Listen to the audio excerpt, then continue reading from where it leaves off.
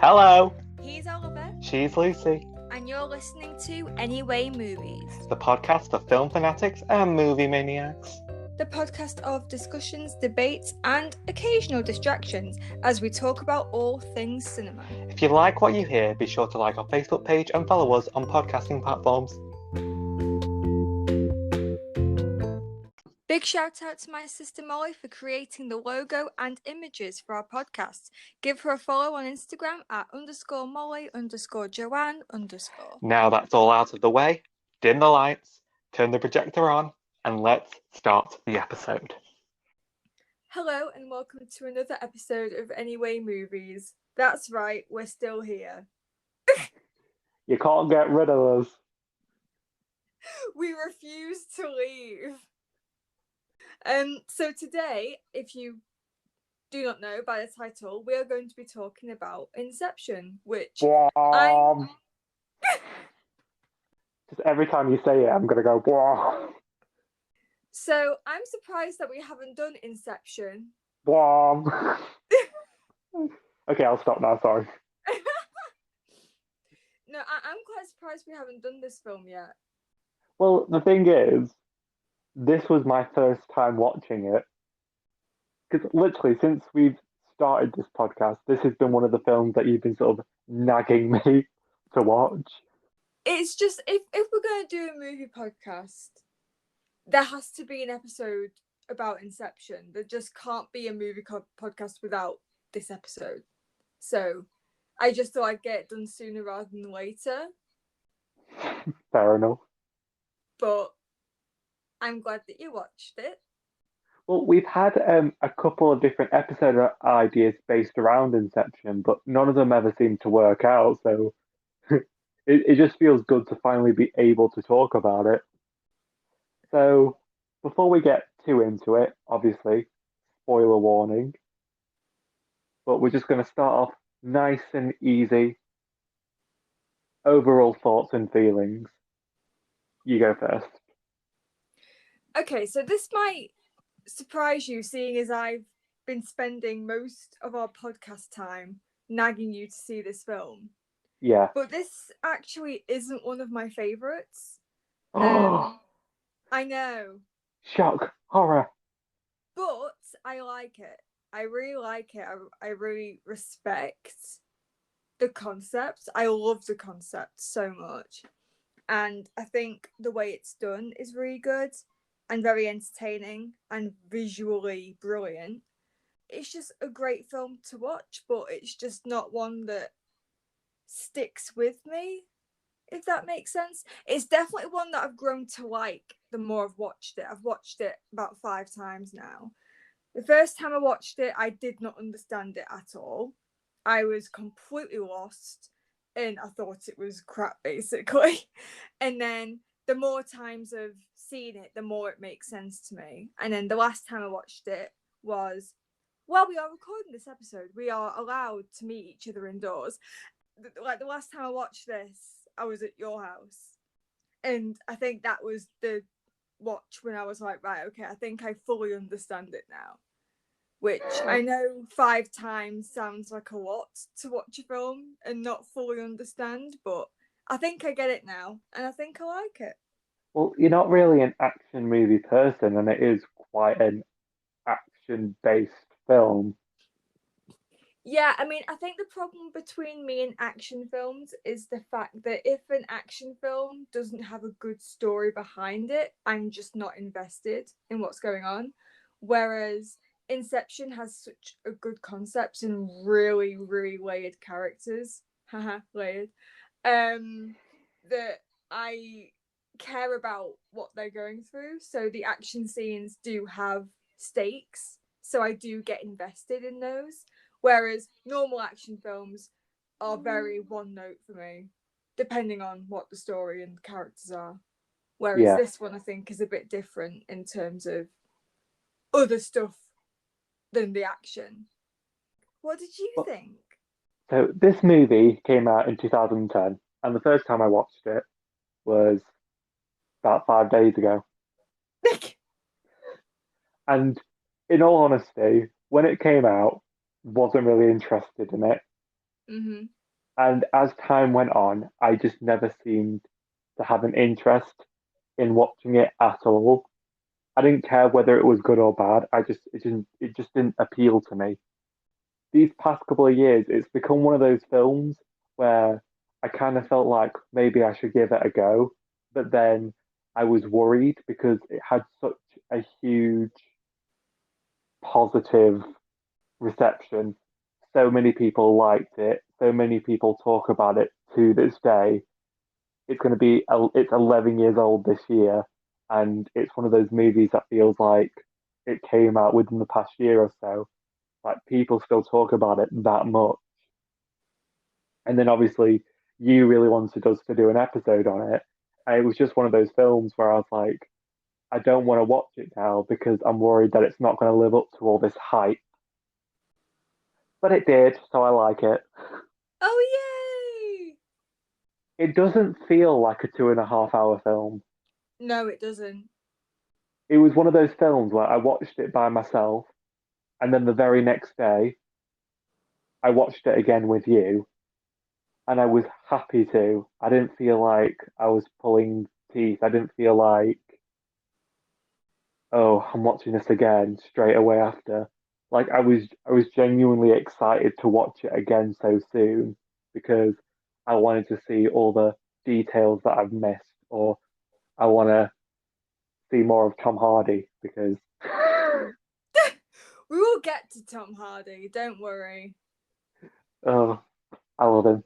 But it was a crazy ride, and I kind of had a different experience on my first watch than you did because I pretty much understood what was happening. You're clearly very smarter than me. Well, it's one of those, yeah.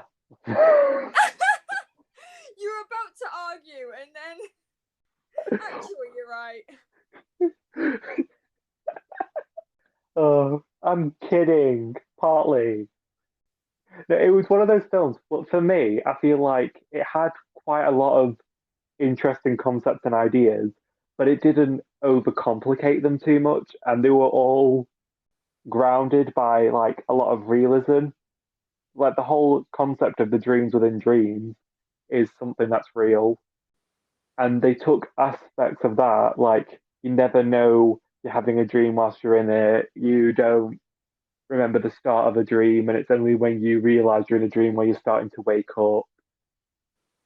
And the feeling of falling in a dream makes you wake up. All those kind of real things that are very easy for a lot of people to understand because it happens to most of us. Like they Mm. didn't overcomplicate it, so it felt quite easy to follow, even though it was a film about going into different people's dreams and essentially manipulating their minds. Yeah, What do you think about the cast? I mean, it's stacked. I feel like we say this about pretty much every movie we do. It's a stacked cast. But honestly, it has everybody in it. I mean, I do love this cast a lot. I love all the characters. You know, when it's like a standalone film and we usually just say the names of the actors who played the parts. Yeah. But with Inception, I remember Eames and Arthur and Dom Cobb. Why? Why in such an amazing, fantastical, visually stunning film do you have a lead character called Dom Cobb? Can I just ask who gave that a green light? No one was like, that actually sounds pretty dumb. Are you questioning Christopher Nolan? I am questioning the Christopher Nolan. I mean, Dominic would have been fine. Dom would have been fine. God. Oh. But yeah, but I remember every single character in this film. And I think that's really good for a standalone film, to be honest. Is there a favourite? You know what? I really, really like Robert. I think Cillian Murphy is amazing in this film, and he makes his character really sympathetic that you kind of feel a bit sorry for him. The fact that they're Yeah, going into his memory so soon after his father's just passed away. It kind of seems like a villain heist. But I really like how one note his character appears to be at first. And then the more you get to know him, the more you realize just how human he is. yeah. And yeah, he's just a really good character. He really resonated with me. I really liked about his character how naturally it felt when he became part of the team at the very end of the film. Yes, yeah. Like you don't really meet Killian's character until like near halfway through the film, but even then it's just one scene, and then the next time you see him is when they all go into the dream, and it just feels very clean. I mean, that's a credit to both the writing, the directing, and of course the acting. So this might not come as any surprise, but who was your favorite character? Well, I really like Eames. Nothing to do with the fact that it's Tom Hardy, right, Oliver? Of course not.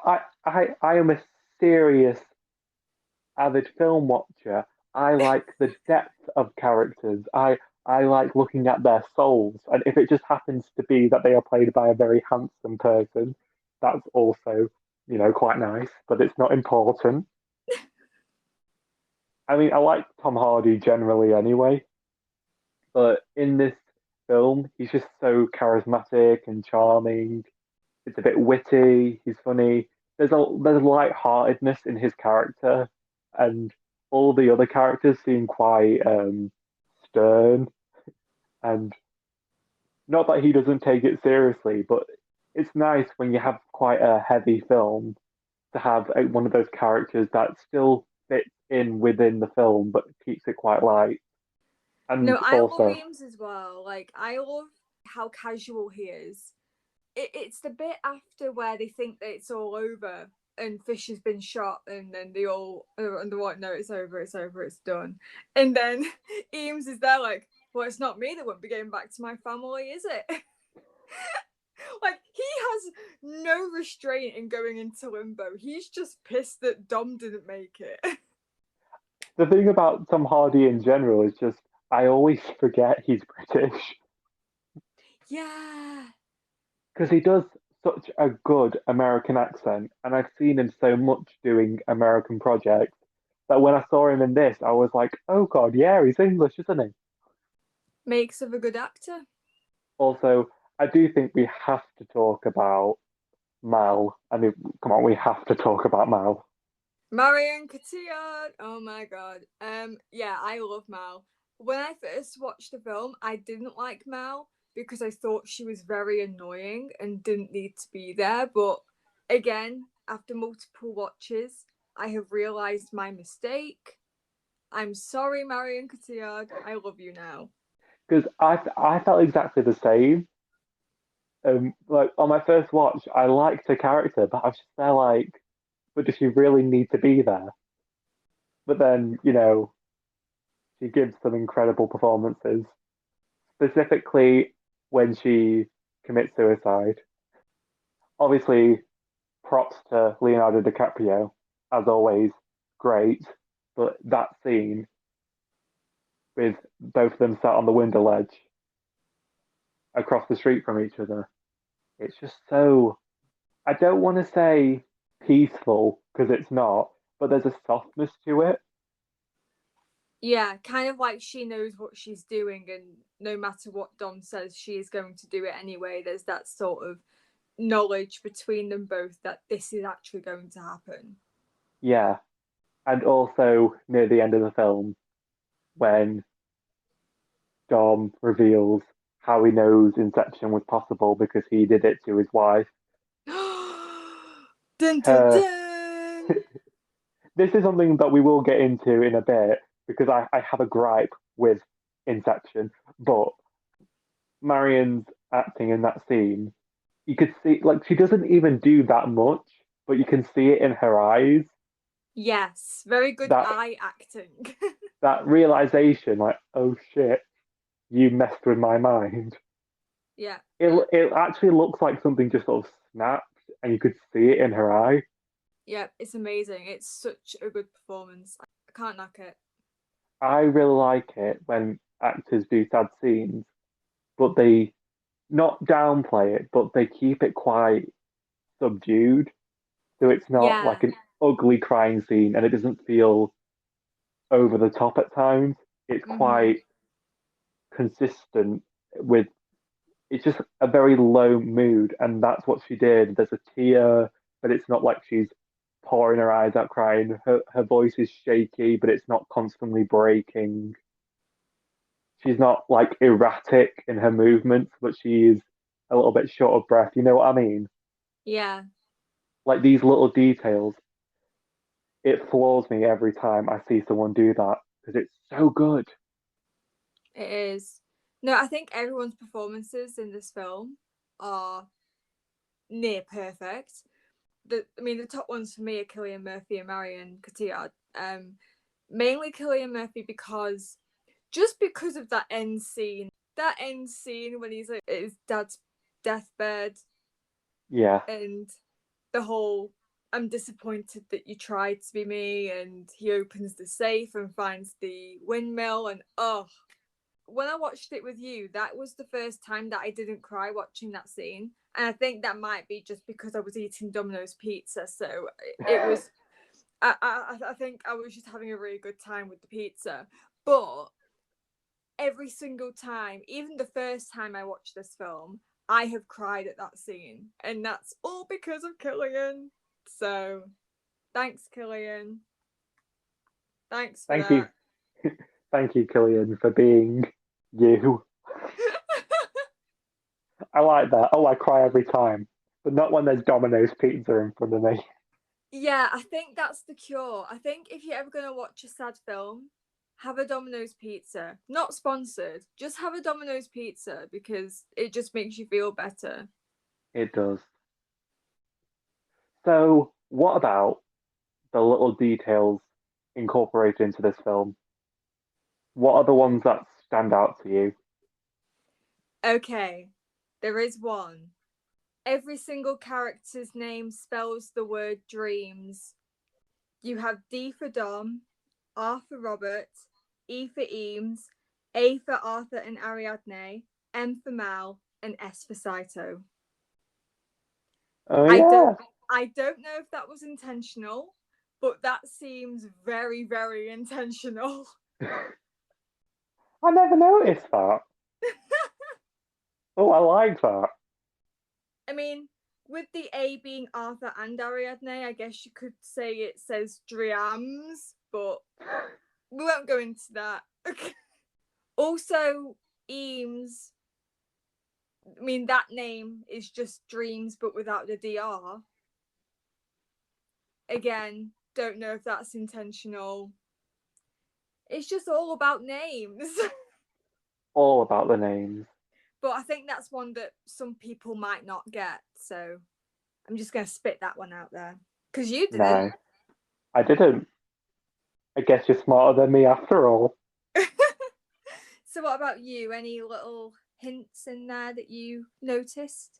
I really liked when they went into the first dream level near the end of the film, and it was raining because the person whose mind they went into didn't go to the toilet before. Yes. It was a small thing that didn't have to be in there, but it just really helped build the whole concept better. I just Mm. really like that. Poor Yusuf. Poor Yusuf.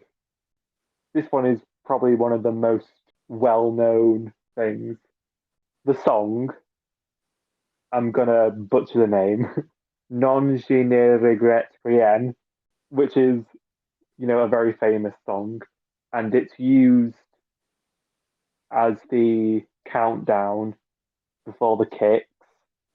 I liked how that slowed down is the infamous "Bwam!" And that's very much at the start of the film, so I like that. And also because the song itself is about looking back on the past and learning to live with regret and then choosing to not regret. which connects very well to Cobb's character, with him struggling to let go of Mal. But then also just the song's 2 minutes and 28 seconds, and the film's 2 hours and 28 minutes. Oh my god. So I love that. Again, that seems like a coincidence, but That this one definitely wasn't a coincidence. I'm pretty sure Christopher Nolan said he did this deliberately. can I just marry that man's brain, honestly? Christopher Nolan is just incredible. Definitely one of my favorite directors. Oh yeah, same. He writes a lot of his stuff as well. Yeah. Just wow. Yeah, the concept is just brilliant, and it's like you've just said before, because every single person on this earth dreams. Everything that happens in this film, everyone can relate to at least once. Like at least one instance, everyone can relate to something, which I think is why this film is just so loved, because everyone just, you know, respects how much thought went into all of this and how well it was executed. I mean, this could have ended up being a disaster, but it didn't. It was really, really well acclaimed. Yeah. It won Oscars. It did a lot. And again, like you said before, people are still talking about it today. So it clearly did something right. So you mentioned before that you had a little bit of a gripe. Do you want to maybe bring that up? Yeah, sure. Okay, so one thing, well, it became kind of like a meme, didn't it? Where if you would do something within itself, it would be something section. So, like, if I were to lie to you, but then I would tell a lie in that lie, it would be lieception. Yeah. But I watched this movie, and Inception isn't about going into a dream and then a dream within a dream. The actual concept of Inception in the film is about inserting an idea in someone else's head, but make them think that they came up with it. So it was inserting conception of an idea, inception. It Right. just annoys me because people don't talk about that. They talk about, oh, inception means dreams within dreams, but it doesn't. I guess it made them have a reason to go into each other's dreams, because going into a dream within a dream in a dream is a great concept within itself, but if you don't have the reason why, you don't really have a film. No, I know, but it's like they even explain it as in you want us to plant an idea in someone, you are talking about inception. So they do actually specifically Right. say Yeah. Yeah, they that do. they do in the film they do specifically say this is inception. It's about planting an idea in someone's head. But people in general talk about it as in, well, inception is dream within dream. I'm like, well, it's not. This is not something that I thought I'd be bothered by because, well, I hadn't watched the movie. But then the first thing I said after I finished watching it the very first time, I said to my dad, so all these people have it wrong. That's my main gripe. But also, the other thing that kind of, we sort of pointed it out to each other, didn't we, when we were watching it together? But Ariadne, love Elliot Page, and I really like Ariadne's character. But in the film, they're the one who, Always asks the questions but never has any of the answers. yeah, because this is Ariadne's first time going into other people's dreams, and this is the first time that as the group they're doing Inception. But then Ariadne's the one at the very end to say, I know how we save everyone. I know how we get Fisher. I know how we save Saito. We have to go into limbo and then we'll use the kicks to ride up the layers. But how does Ariadne know that when this is Ariadne's first time? Well, we'll just link it to the very start of this episode. She's very clearly smarter than the other characters. True. No, but it did come out of nowhere though, because throughout the entire film she has been asking questions. She's very much been the audience character. She's been the person who's like, okay, what the hell is going on in this scene? And then at the very last scene, she suddenly gets a light bulb moment and she's like, oh no, we can do this. And Dom, who has been working in the industry for however many years, did not stop to think about that possibility. I don't know. And Dom's also been to limbo. He said he spent 50 years with Mal in limbo, so he knows what it takes to get out. Yeah. Do you have any gripes? When I first watched the film, I thought, well, if they just wake up when they die in a dream, then there are zero stakes here. Anything can go wrong with Inception and they just wake up. And that's what I didn't like about the first time I watched it, because I just thought, well, they just wake up, it'd be fine. But then the more I got into it, the more I realised, oh, actually, they added a little subplot here, a little bit of a twist, that actually in Inception, if they do die, they just get sent into limbo, which is kind of worse than death in a way. So I actually turned that into a positive, Mm. and I liked how they made that stake, because I think if they didn't have that, the entire film, I'd just be sat there not really caring about what happened to them, because at the end I knew they'd be okay because it was a dream. So I quite like how they added that in, because at first I just thought, well, they're just gonna live, aren't they? But no. Can we talk about Hans Zimmer's score, please? Go on then. I feel like you've been holding this one in for a while. No, because honestly, I really wish that we'd filmed it, us watching it, because it was 1% us watching the film and 99% vibing to the score in the background. That is true. We were there, we were like proper going for it, weren't we? It's great. It's so good. Oh, I mean, I did touch on Inception in our movie scores episode, so I won't go too into it, because basically everything that I'm going to say now I said in that episode. But it's great. It is. I mean, it's Hans Zimmer. He can do no wrong. He really can't. Musical genius. The thing that I love about the last song is the fact that it goes up in layers like they do in the dream. Like there's more instruments that are added to the tune, and then at the very end they dwindle. So there's an instrument that's cancelled out by every tune until you're left with just the piano.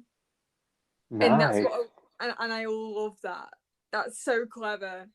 Again, it looks like a coincidence, but I definitely think that it was meant to be that way, that they just add multiple instruments and then take away them at the end. I think it's a really nice story within a story. Like the music tells its own story. And I guess that's a good way to lead us into the ending. Yes. I mean, one of the biggest questions that people ask each other at the end of this film is Dom still dreaming, or is it reality at the end? Oliver, what do you think? Well, there is more evidence that he's awake Yeah. because Michael Caine is only in it when he's awake. Yeah. This is what you pointed out to me. And I was like, oh yeah. Also, I don't know if you noticed this, but whenever they're in the dreams, he's always wearing his wedding ring because in his memories he's still connected to Mal. But Right. in when he's awake, he's not wearing a wedding ring, and he isn't wearing a wedding ring in the final scene. The spinning top, it does wobble like it's about to stop. So Yeah, yeah, no, I definitely think he's in reality at the end. I mean, I really want to believe that he is, but also there's no reason why he would still be dreaming, because we saw him wake up on the plane, and that's where he started. So there's yeah, no reason why he wouldn't be in reality at that moment, because they didn't have another layer to go up. They were awake, they were gone. So um yeah, I mean, I think people just like to hang on that last shot, and but the spinning top didn't fall. And I completely get that. I bet Christopher Nolan had a very good time with that one. But I do think he's in reality. I wish that they'd kept it a little bit more sort of mysterious because, Mm, like the thing with the wedding ring, I feel like it would make sense for his character to wear it both awake and asleep, or yeah. just not wear it at all. So I kind of wish the detail about his ring was sort of one in both ways.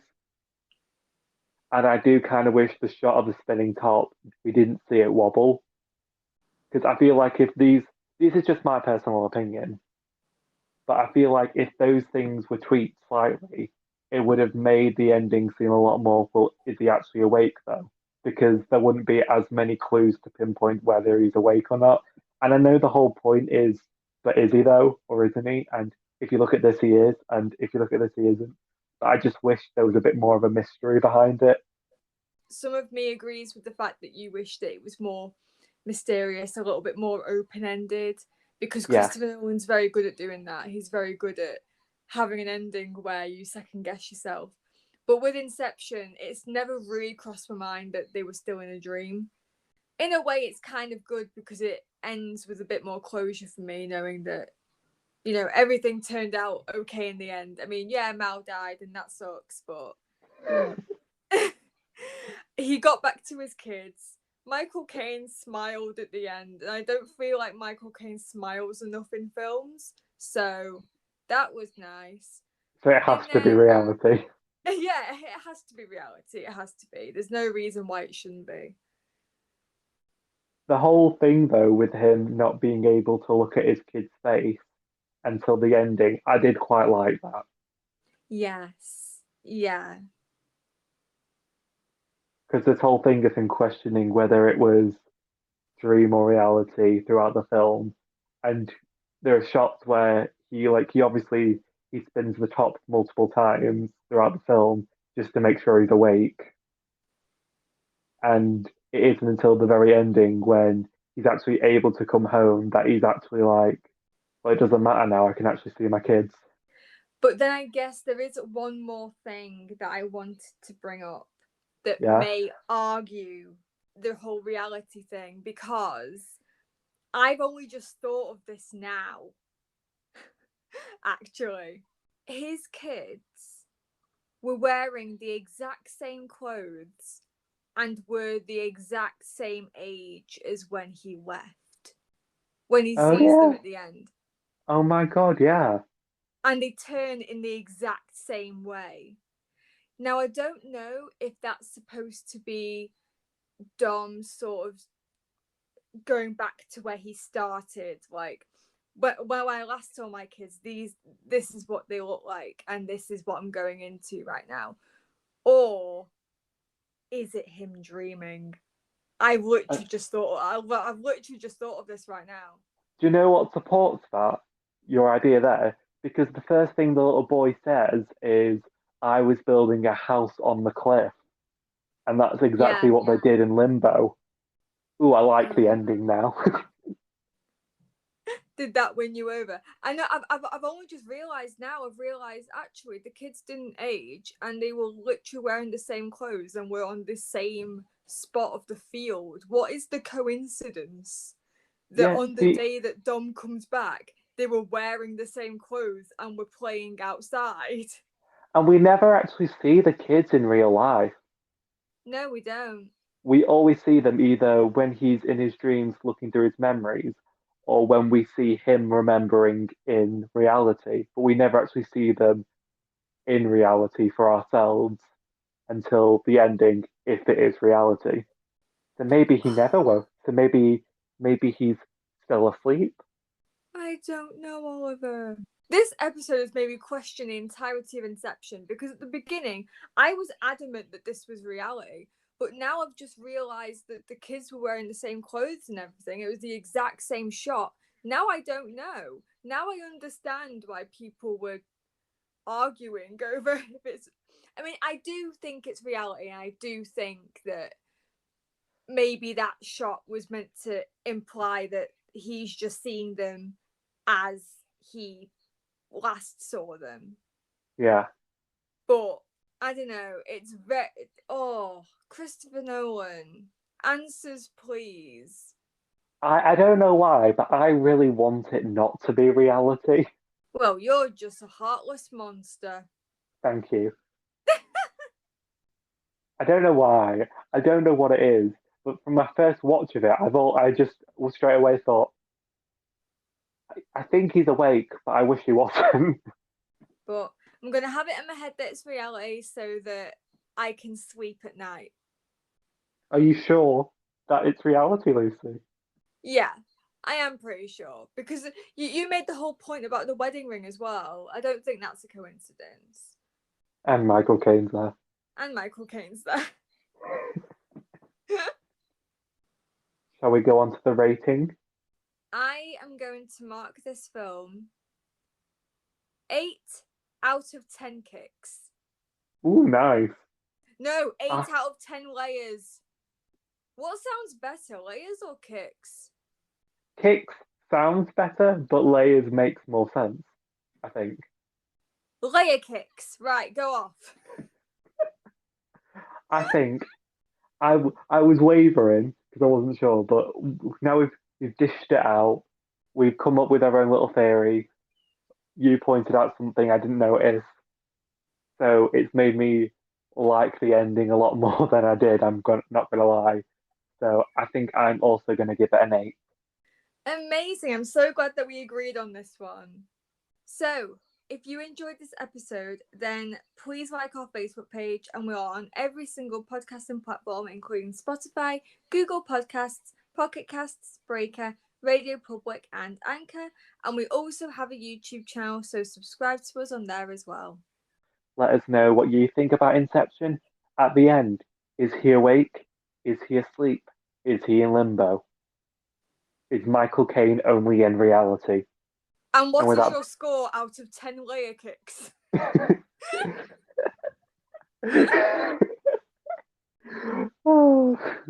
And with that being said, we'll see you next week. We'll see you next week. Or will we? Dun dun dun. Bwam!